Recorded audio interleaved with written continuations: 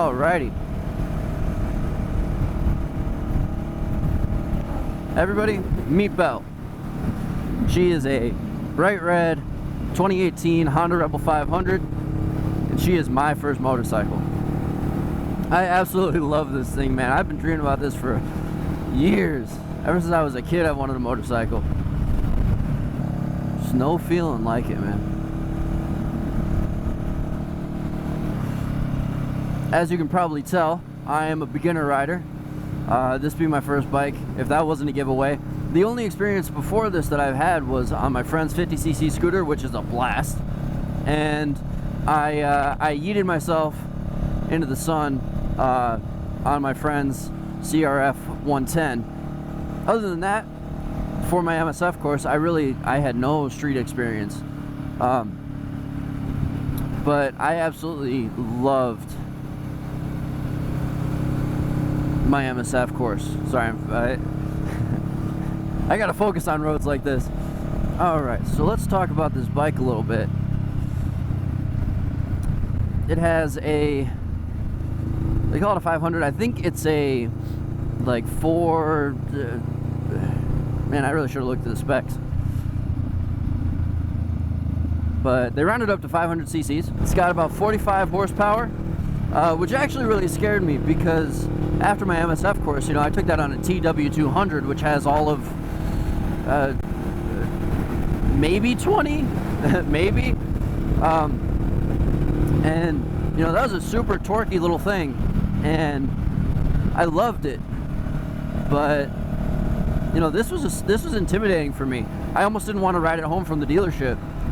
But we had a family friend who also rides, and he drove behind me, kind of blocking traffic for me as I rode home and got my bearings. But I was surprised with how friendly it was. I really never felt like it was getting away from me. It never felt like too much for me to handle or anything like that. And it handles beautifully. It's still in the factory rubber, despite having had one owner before me. And if you see any of the dents in the tank, that was him, not me. I haven't dropped this thing yet. Probably will. But the seat height is super confidence inspiring. Ooh, I should take pictures there. It's got a 27-inch seat height. The seat, as many people say, is not the most comfortable thing, but you know, it'll do for now. I get so in my head about what I want to say, and you know, making it interesting, staying on topic, all that stuff. But honestly, who cares? I'm gonna just let my ADHD do its thing.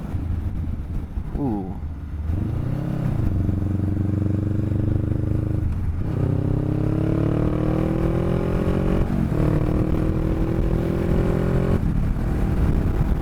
You know, if you're a beginner and you're looking at these bikes, I say go for the 500 rather than the 300. It's just got so much more grunt. It really is worth it. The 300's a great bike. It's not going to hurt you, but neither will this thing. The engine has enough power to get out of its own way. It's enjoyable. It has oomph, you know, it can do highway speeds without complaining, and the 300 just can't.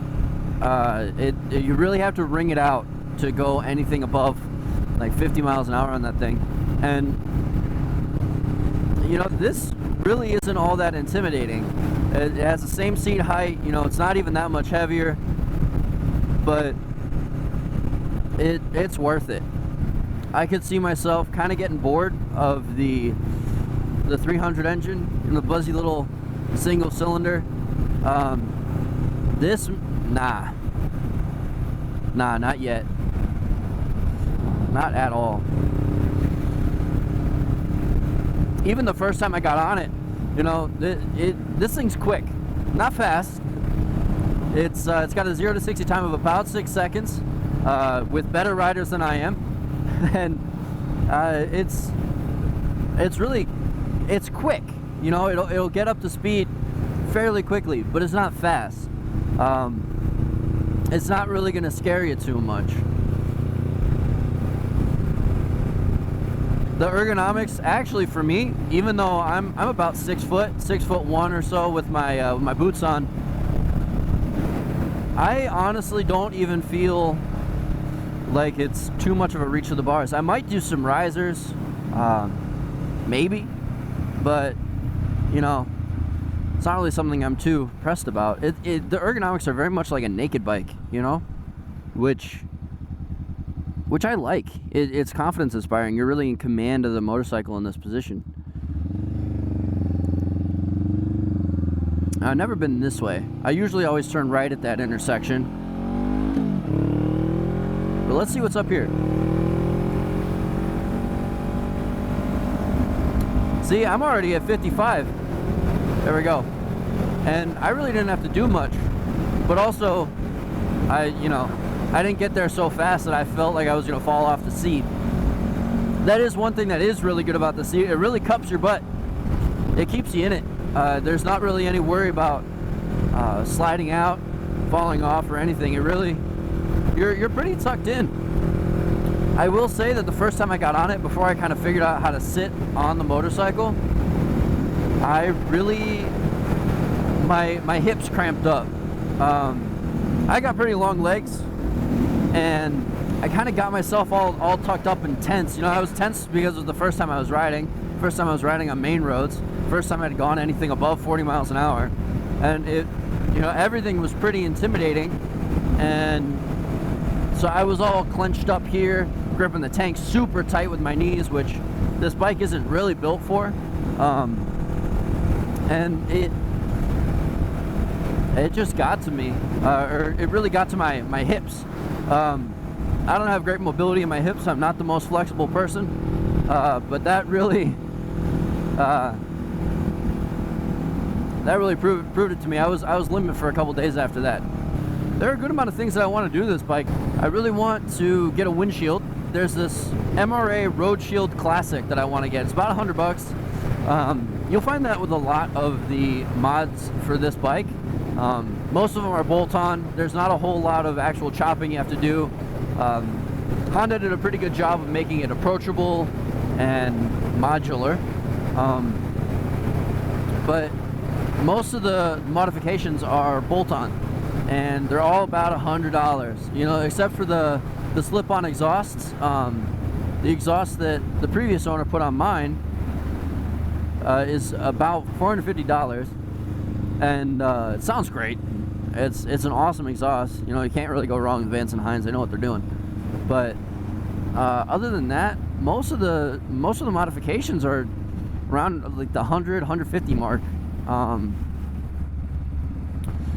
And you know, you gotta love it. It makes it very approachable, even in the aftermarket, when you kind of want to make it your own. You're not really gonna do, I mean, there are people who do crazy things with these bikes, but unless you're a fabricator, there's not really a whole lot you can do.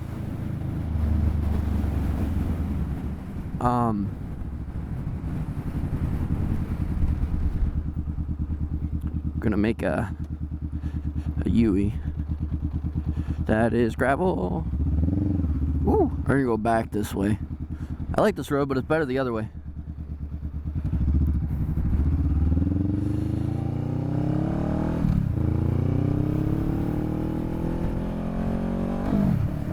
Oh, that was not a good shift. Tell me you're a newbie without telling me you're a newbie, right? But no, there are plenty of things I want to do to this bike. The windshield, like I said, I think it would add some kind of visual weight up front. I'm kind of torn. I almost want to do like a, you know, Sportster build where they've got the, not mini apes, but the, you know, risers that pull up the bars. They're pretty high, you know, right out in front of your shoulders. But I like the semi, not tucked, but semi lean forward position that you got. And so part of me really wants to just leave it, or get the 1-inch risers that kind of pull it back just a little bit. But my back hasn't had any problems with this. I got pretty long arms, so the reach isn't too bad. So other than the windshield, I don't really, and flipping the mirrors, I don't really want to do too much up front. I do want to get some shorty levers because I keep banging this lever into my my ring finger. and the second knuckle right here. And so I kind of want to get some shorty levers. Again, $40 on Amazon. Amazon is going to be your friend with this bike. This, for a lot of people, this isn't a bike that you're going to have forever, or you're going to move on to something else. Even if you keep this for fun, you're going to move on to something else in a couple years, you know, or maybe even sooner, depending on the person. So Amazon's going to be your friend. You don't really want to spend crazy amounts of money on this motorcycle because it's going to have diminishing returns pretty quickly. And it's a budget bike in general, you know. It's a cool mix of, you know, function and form, but also, you know, things are built to a budget. You know, the headlight's just a headlight. You know, it's halogen, at least from 2017 up to 2019, and it's got this weird faux metal ring on the front of the headlight. Kind of makes it look a little bit more retro. It's got, you know, almost like a Yamaha Bolt style gauge. There's no tack. It's no gear shift indicator, which I know some people that really matters to a lot of people.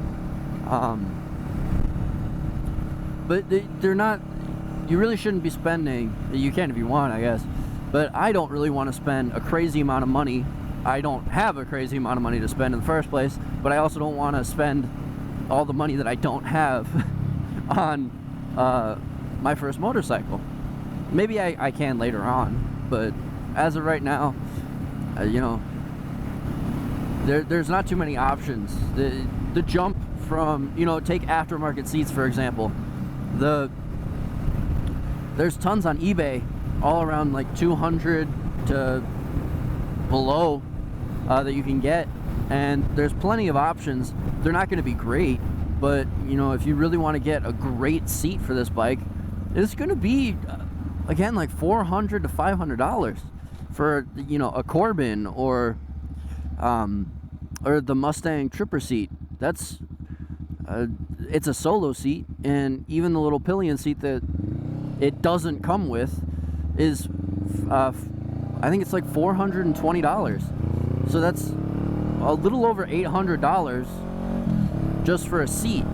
And I'm sure it's a good seat. Like, I'm sure it's worth it, but I don't know if it's worth it to spend that on this bike.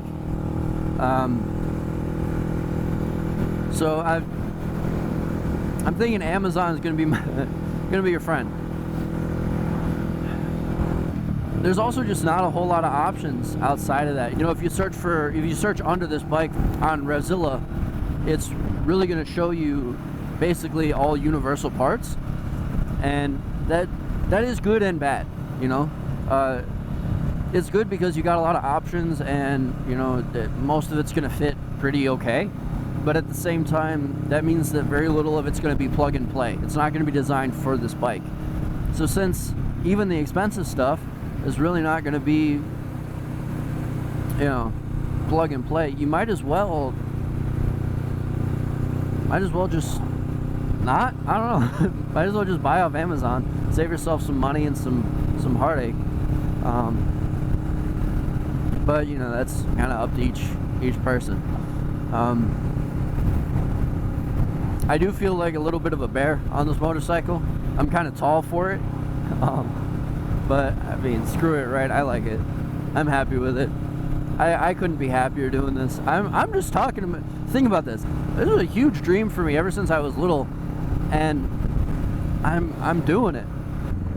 I went into the dealership with $1,500, put it all down, and you know, the rest is history. I have a motorcycle.